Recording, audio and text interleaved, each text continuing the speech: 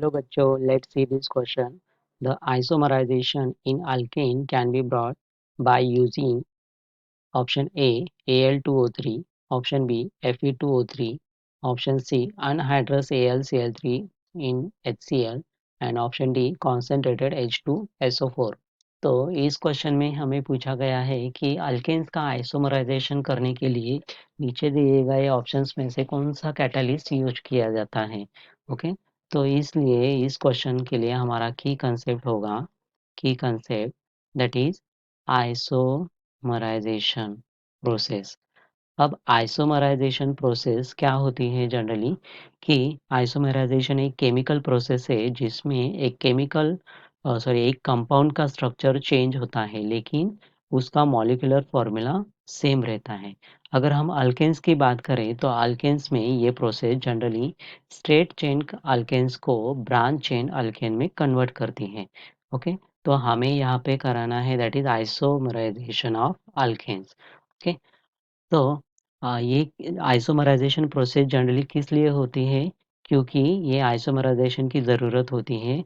यहाँ पे branch alkanes ज़्यादा स्टेबल होते हैं एंड उनका ऑक्टेन नंबर भी ज़्यादा होता है। तो यहाँ पे हाई ऑक्टेन नंबर का मतलब है कि फ्यूल ज़्यादा इफ़िशिएंटली जलता है जो इंजन के लिए बेटर होता है। तो इस प्रोसेस में मतलब आइसोमराइजेशन यूजुअली कैटलिस्ट की मदद से होती है जैसे कि प्लैटिनम और एल्यूमिनियम क्लोराइड। ओके, तो हाई टेम्परेचर और प्रेशर में मतलब आइसोमराइजेशन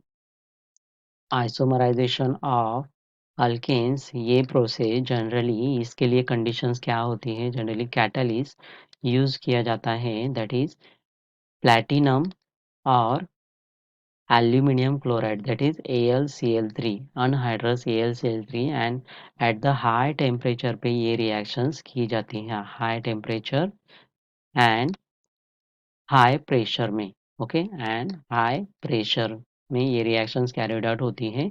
तो हाई टेम्परेचर एंड प्रेशर में कैटालिस्ट स्ट्रेट चेन अल्केन को ब्रांच चेन अल्केन्स में कन्वर्ट कर देता है।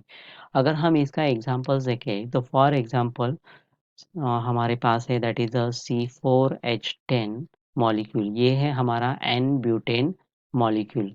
ओके, अगर हम इसका स्ट्रक्चर देखें तो that is CH3 CH2 CH2 CH3, ये क्या है हमारा एन ब्यूटेन। ओके, अब ये एन ब्यूटेन जब हम कन्वर्ट करते हैं that is by using the aluminium chloride molecule से act as a catalyst that is anhydrous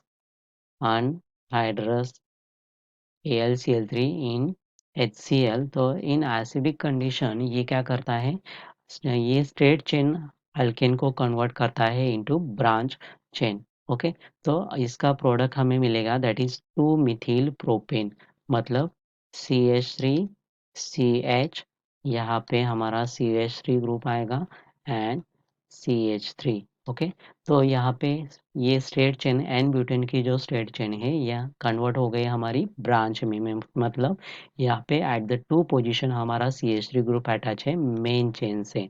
okay, तो इस मॉलिक्यूल का नाम है that is 2 Mithil propane. Okay, 2 Mithil propane. तो यहाँ दोनों मॉलिक्यूल्स का मॉलिक्यूलर फॉर्मूला अगर हम देखें तो एन ब्यूटेन का मॉलिक्यूलर फॉर्मूला है दैट इज C4H10 एंड जो प्रोडक्ट हमें मिला है दैट इज 2 मिथिल प्रोपेन, तो इसका मॉलिक्यूलर भी फॉर्मूला भी है दैट इज C4H10, मतलब इसमें भी 4 कार्बन है एंड 10 हाइड्रोजन है। तो दोनों ही मॉलिक्यूल्स के मॉलिक्यूलर फॉर्मूला सेम है लेकिन स्ट्रक्चर डिफरेंट है। तो इसी प्रोसेस को हम कहते हैं that is isomerization of alkane. तो ये आइसोमराइजेशन ऑफ अल्केन ये by using the anhydrous AlCl3 use act as a catalyst and at the high temperature and pressures पे कैरिड आउट की जाती है। तो इस ऑप्शंस में अगर हम देखें तो ऑप्शन सी हमारा करेक्ट आंसर होगा। Okay, so our final answer is option C. I hope you understand it well. Best of luck.